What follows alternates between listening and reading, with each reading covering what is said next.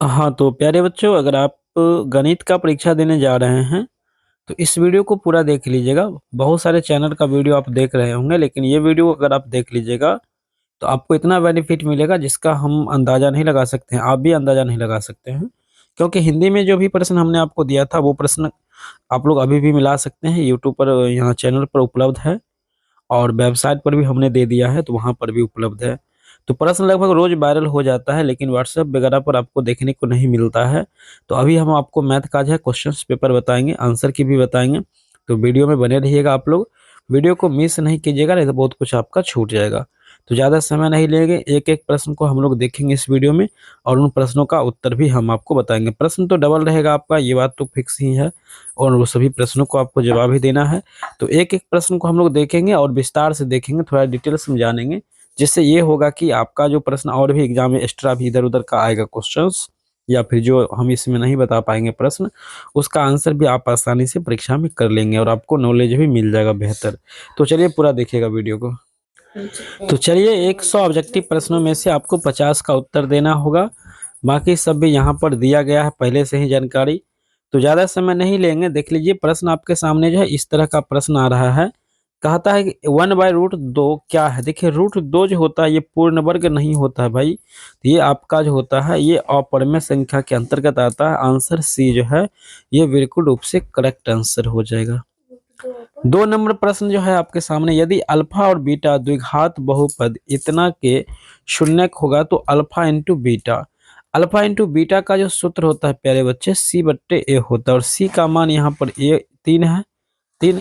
A का मान x के आसपास कुछ नहीं है नीचे, तो यहाँ पर 1 हो जाएगा। तो यहाँ पर 3/1 हो जाएगा। नीचे वाले 1 का उतना वैल्यू नहीं होता है, तो आपका आंसर ए ऑप्शन जो है 3 आंसर आपका बिल्कुल सही हो जाएगा। ठीक है, चलिए आगे बढ़ते हैं। 3 नंबर प्रश्न आपके सामने होगा, यदि बहुपद इतना के शून्यक कौन सा है? ठीक है, देखिए इतना शून्य के शून्य कौन से है, तो इसका शून्यक अगर आप ज्ञात करेंगे प्यारे बच्चे, तो आपका आंसर निकल के आएगा रूट यहाँ पर -3√2/2 इंटू √2/4 आएगा। आंसर जो है आपका सी 100% सही है। इसका अगर शून्यक आप लोग गुणनखंड विधि से निकालेंगे तो, या फिर श्रीधराचार्य सूत्र पर निकालेंगे तो भी आपका आंसर सेम निकल के आएगा। नेक्स्ट है 4 नंबर प्रश्न है। 4 नंबर जो प्रश्न है, ये प्रश्न कहता है यदि दो संख्याओं का गुणनफल 1570 है और उनका मौसा 23 है तो उनका लौसा क्या हो जाएगा? तो अगर लौसा निकालने का जो फॉर्मूला होता है वो आपको फॉर्मूला लगाना है, पहली संख्या गुने दूसरी संख्या बराबर एचसीएफ गुने एलसीएम। तो आंसर आपका जो है 690 बिल्कुल रूप से सही आएगा। ठीक है, अब दो संख्या का गुणनफल है तो आपको क्या करना है, सिंपल बात हम सिखाते हैं। 15,870 को आपको 23 से भाग दे देना है, काट देना है, तो आपके आंसर 690 आएगा, जो कि बिल्कुल रूप से आंसर आपका सही हो जाएगा। ठीक है, ऐसा प्रश्न अगर आएगा तो इस कंडीशन से आप इसको बना सकते हैं। 5वां प्रश्न है, यदि ए का मान इतना, बी का मान इतना, तो मौसा ए बी क्या होगा? तो मौसा का जो मान होगा वो होगा आपका, आंसर हो जाएगा बी फॉर बेस्ट आंसर 180 निकल के आएगा। अल्फा और बीटा मतलब ए और बी का मान आपका निकल के इतना आएगा। ठीक है, वैसे आप सबका पावर करके सॉल्व भी कर सकेंगे, तो भी आंसर जो है आपका सेम ही होगा। ठीक है, चलिए आगे बढ़ेंगे न, चलेंगे 6 नंबर प्रश्न की ओर। और 6 नंबर प्रश्न कहता है कि निम्नलिखित में से कौन बहुपद नहीं है? यानी बहुपद नहीं है तो ध्यान रखिएगा x की पावर आपका रूट में या फिर माइनस में होगा। तो ये जो है आपका देखिए बहुपद नहीं है, क्योंकि x नीचे है ऊपर जाएगा तो x की पावर माइनस में आ जाएगा। तो 6 नंबर का आंसर जो है सी, ये बिल्कुल रूप से सही है। 7 नंबर है, देखिए प्रश्न को भूलिएगा नहीं। ठीक है, प्रश्न जो है इस अब जो है ऐसा पूछने लगा है, जैसे कि दे देगा 22/6 कहेगा इसका सरलतम रूप लिखिए, यानी काटना पड़ता है 11 दूना 22 3 दूना 6। तो प्रश्न इतना आसान आसान भी पूछने लगा है। ठीक है, ये सब ध्यान रखिएगा। समीकरण निकाय x + 2y - 8 = 0, 2x + 4y = 16 का हल क्या होगा? तो इसका हल जो होगा 7 नंबर का जो आंसर हम लोग मारेंगे बी फॉर बेस्ट आंसर, अनंत हल हो जाएगा इसका। ठीक है, और इसका आलेख जो बनेगा वो समपाती रेखा बन जाएगा। बी फॉर बेस्ट आंसर 7 का। 8वां प्रश्न है, यदि किसी द्विघात बहुपद के शून्यकों का योगफल 4 तथा गुणनफल 1 है तो द्विघात बहुपद कौन सा होगा? द्विघात बहुपद अगर आप सूत्र अप्लाई करके बनाएंगे तो बी फॉर बेस्ट आंसर आपका 8 का हो जाएगा, आंसर बी चला जाएगा। 9 नंबर प्रश्न होगा आपके सामने, कहता है यदि समीकरण इतना एवं इतना के अद्वितीय हल हो तो अद्वितीय हल होगा तो इसका मतलब इसका जो है आंसर एक निकल के आएगा, ठीक है। कोई दो आंसर मतलब समान निकलेगा। तो इसमें जो होता है के का मान होता है वो कौन सा हो जाता है, तो यहाँ पर के का मान जो है 4 के बराबर हो भी सकता है, बराबर नहीं भी हो सकता है। बी फोर बेस्ट आंसर हो जाएगा 9 नंबर का। सारे प्रश्न का पीडीएफ भी हम आपको देंगे, तो बने रहिएगा। मैथ है विश्वास के साथ पढ़िएगा, ठीक है। निम्नलिखित में से कौन द्विघात समीकरण है दोस्त? तो द्विघात समीकरण होना है एक्स का पावर माइनस में नहीं होना चाहिए, रूट में नहीं होना चाहिए। तो रूट वाला है तो इसको तो हम काट ही देंगे।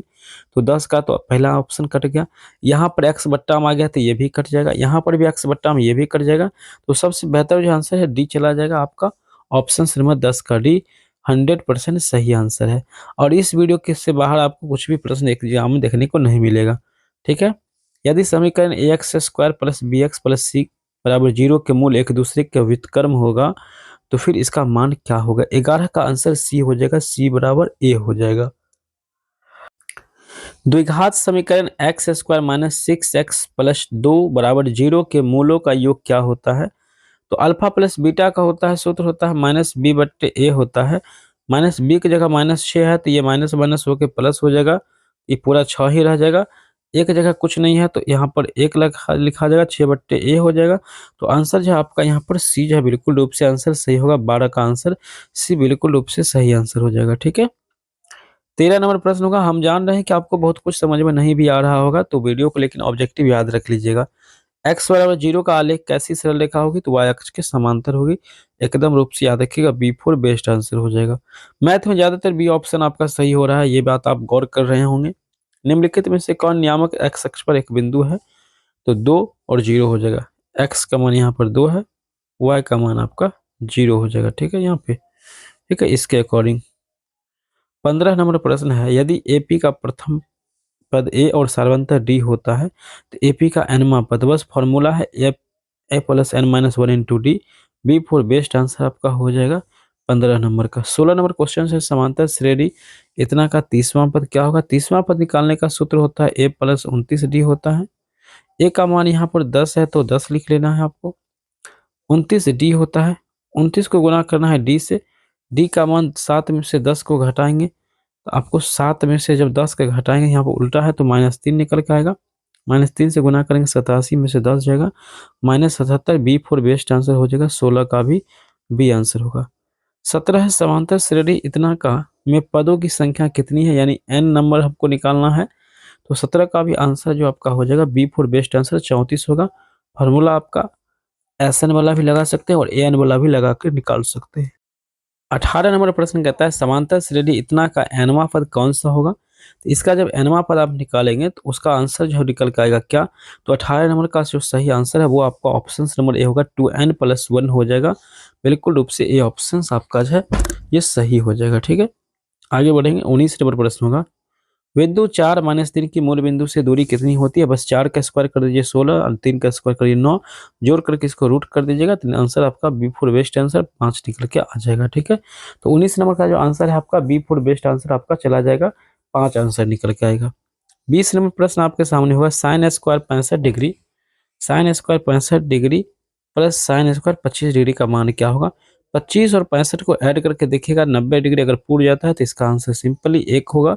20 का जो आंसर ए ऑप्शन हो जाएगा आपका, ठीक है। 21 नंबर प्रश्न होगा आपके सामने यहाँ पे, बिंदु 3 0 एवं -5 4 को मिलाने वाली रेखाखंड के मध्य बिंदु का नियामक क्या होता है? 3 और 5 को ऐड कर दीजिएगा तो 5 3 आपका कितना हो जाएगा? 5 में से 3 जाएगा तब का 2 -2 होगा, बटे 2 का कट जाएगा तो -1 आपका बचेगा। फिर 4 में 0 को जोड़ेंगे 4 होगा और इसको 2 से काटेंगे 2, -1 और 2 आंसर हो जाएगा। Option B four best answer आपका चला जाएगा, ठीक है। चलिए आगे बढ़ते हैं। बिंदु 3 और 5 की भुज क्या होती है? देखिए यहाँ पर जो भुज होती है दोस्तों, वो भुज होती है इधर वाले, मतलब समझिए बिंदु इतना भुज पूछ रहा है ना, तो 22 का तो आंसर यहाँ पर हो जाएगा। पहला वाला होता है क्या? भुज की कोटि। तो जो पहला वाला दोस्तों है यहाँ पर वो आपका हो जाएगा कोटि, ठीक है। नहीं, पहला वाला हो जाएगा भुज। यहाँ पर ऐसे समझिए, छोड़िए, एक्स होता है और एक वाई होता है, तो जो एक्स जो होता है वो आपका होता है भुज होता है, जो y होता है दोस्तों वो क्या होता है, कोटि होता है। तो भुज पूछा है तो x का मान -3 है। यहाँ पर B4 बेस्ट आंसर चला जाएगा, 22 का बी आंसर हो जाएगा। 23 नंबर है कि यहाँ पर द्वितीय चतुर्थांश में बिंदु के नियामक क्या होगा, चतुर्थांश बिंदु के नियामक। अगर फोटो बना हुआ देख रहे होंगे तो लग रहा होगा कि ये प्रश्न नहीं रहेगा, लेकिन ये प्रश्न यही रहेगा।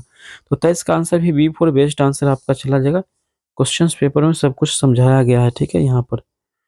चलिए 24 नंबर प्रश्न इस तरह का प्रश्न है यहाँ पर, इसका आंसर भी आपके सामने यहाँ पर है। क्या हो जाएगा 24 का, तो 24 का आंसर B4 बेस्ट आंसर चला जाएगा, ठीक है। 75 नंबर प्रश्न है इस तरह का प्रश्न है आपके सामने, इसका भी आंसर आपके सामने है। तो यहाँ पे 25 का जो आंसर होगा दोस्त वो क्या हो जाएगा आपका, तो यहाँ 25 का आंसर ए हो जाएगा, ठीक है। 26 को बढ़ेंगे, जल्दी जल्दी बढ़ेंगे। 18 सेंटीमीटर व्यास वाले वृत्त की परिधि क्या होगा, तो 88 सेंटीमीटर, B4 बेस्ट आंसर हो जाएगा। इस तरह से आप सभी प्रश्नों का उत्तर बना सकते हैं, आसानी से निकाल सकते हैं, ठीक है। ये प्रश्न है आपका, ठीक है। प्रश्न कहाँ मिल जाएगा, तो इसके लिए आपको गूगल पे, देखिए गूगल पे जो है दोस्तों यहाँ पर आपको सर्च करना है इसी चैनल का नाम, ठीक है, MNC क्लासेस। ज़्यादा हम प्रश्न नहीं बताएंगे, व्हाट्सएप पर आप लोग आ जाइए, पेड ग्रुप में जुड़ जाइएगा तो वहाँ पर हम दे देंगे, ठीक है।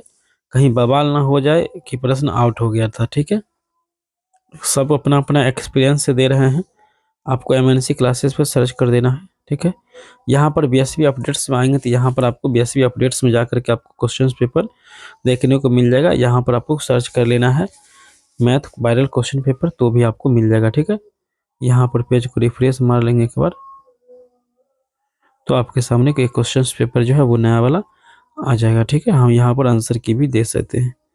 यहाँ पर आप लोग को देखिए मैथ का क्वेश्चन पेपर है, तो इसी पे क्लिक करेंगे तो ये आपका मैथ का जो क्वेश्चन पेपर खुल करके आ जाएगा, जहाँ से आप लोग क्वेश्चन वगैरह को, आंसर कियर को भी देख सकेंगे, ठीक है। तो ज़्यादा वीडियो को लंबा नहीं करेंगे, मिलते हैं नेक्स्ट वीडियो में, तब तक के लिए जय हिंद, वंदे मातरम।